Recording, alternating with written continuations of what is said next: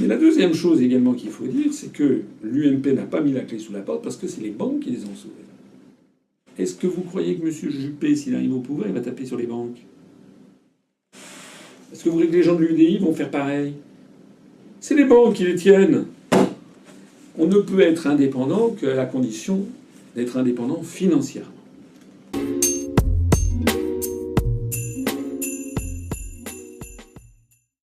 Alors, je crois qu'il y a plusieurs réponses à ça. Je ne suis pas forcément un expert. Enfin, moi, les réponses que j'ai à l'esprit. La première chose, c'est que, objectivement, la gestion par monnaie électronique et par paiement, par télépaiement, est beaucoup plus facile qu'avec du numéraire, ou même qu'avec des chèques.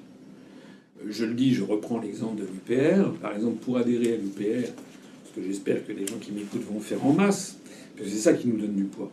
Pour adhérer à l'UPR, il y a plusieurs formules. Il y a les gens qui adhèrent par le système de télépaiement, par Paybox, et puis il y a des gens qui nous envoient un chèque, et puis il y a aussi des gens qui viennent au siège à Paris, 15 rue Erard dans le 12e, ou bien lorsqu'il y a une conférence ou une réunion publique, ils font un paiement en espèces. Je peux vous dire que, et tout le monde vous le dira, que le plus facile, le plus confortable, notamment du point de vue administratif, c'est évidemment les gens qui payent par télépaiement. Parce que tout est fait. En termes de gestion, ça nous coûte moins.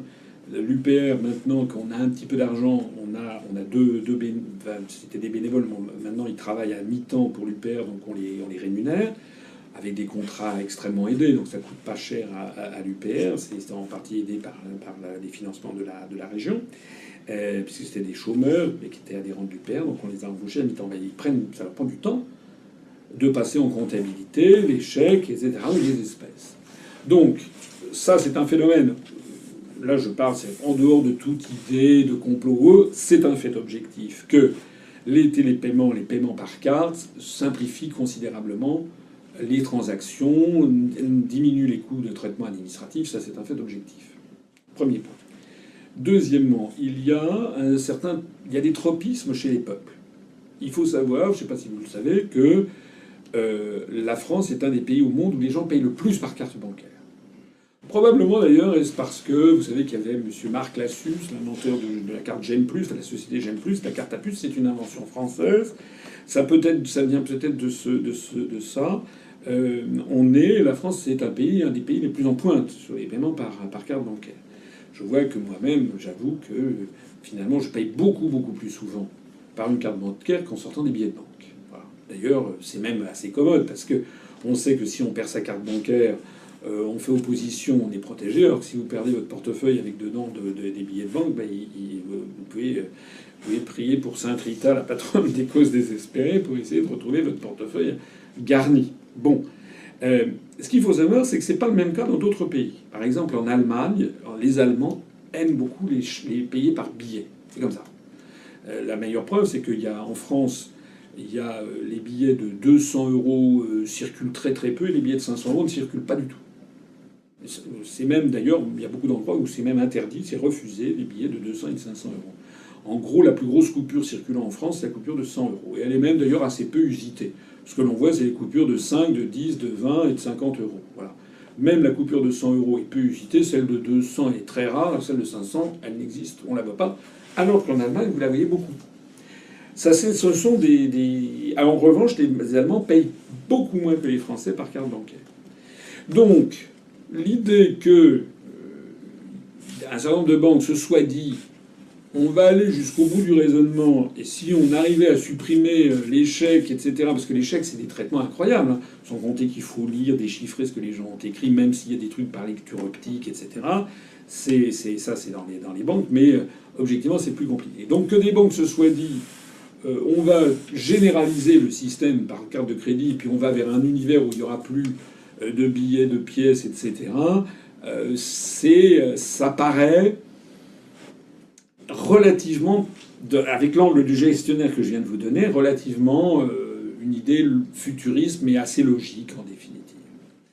Alors là où effectivement ça pose un problème, c'est que ça pose des problèmes de nature éthique, et de nature également comment dirais-je, de relations de pouvoir. Nature éthique, c'est que si vous payez tout par carte bancaire, à terme, et surtout avec les interconnexions et puis la prolifération des ordinateurs de méga grande puissance, on va pouvoir maintenant suivre un être humain dans toutes ses activités. On peut, moi je sais que j'ai des amis qui travaillaient dans une banque il y a quelques années qui me disaient c'est inimaginable.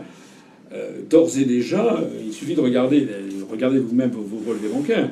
D'ores et déjà, c'est très intrusif dans la vie de quelqu'un. On sait où il a déjeuné, dîné dans tel truc, il a pris un billet de train, il a pris un billet d'avion. Voilà, vous avez déjà reconstitué.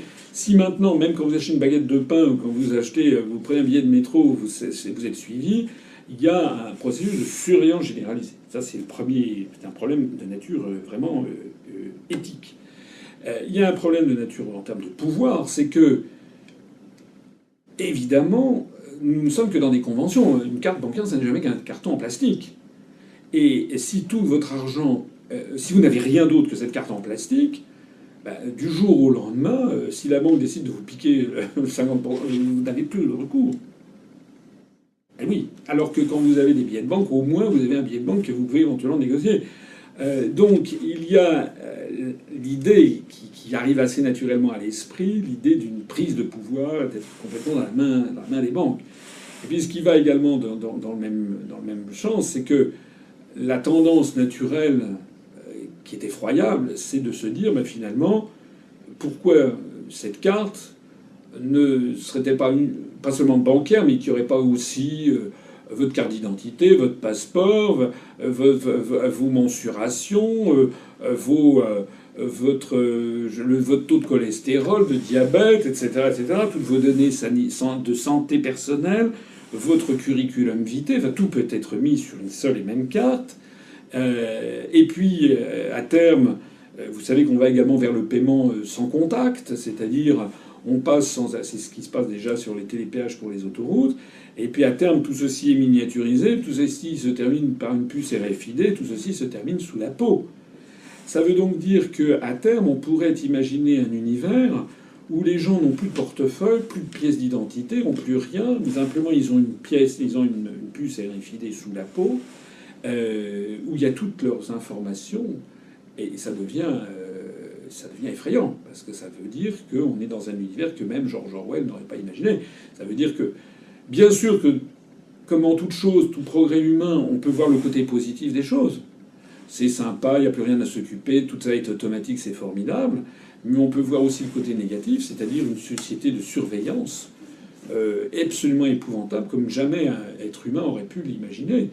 Vous avez peut-être lu ces essais un petit peu d'anticipation ou un peu millénariste, des gens qui relisent l'Apocalypse de Jean avec le chiffre de la bête que tout le monde porte sur soi.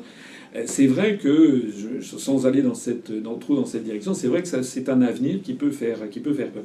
C'est la raison pour laquelle il faut regarder ça avec beaucoup de prudence, et je me permets là aussi de dire que nous sommes le seul mouvement politique, là aussi, à avoir mis dans notre programme, d'une part, que nous interdirions le puçage des êtres humains, mais en plus de ça, que nous saisirions, une fois arrivés au pouvoir, l'Organisation des Nations Unies pour faire du puçage des êtres humains une interdiction planétaire, une espèce de crime contre l'humanité, parce qu'un être humain, ça ne se puce pas.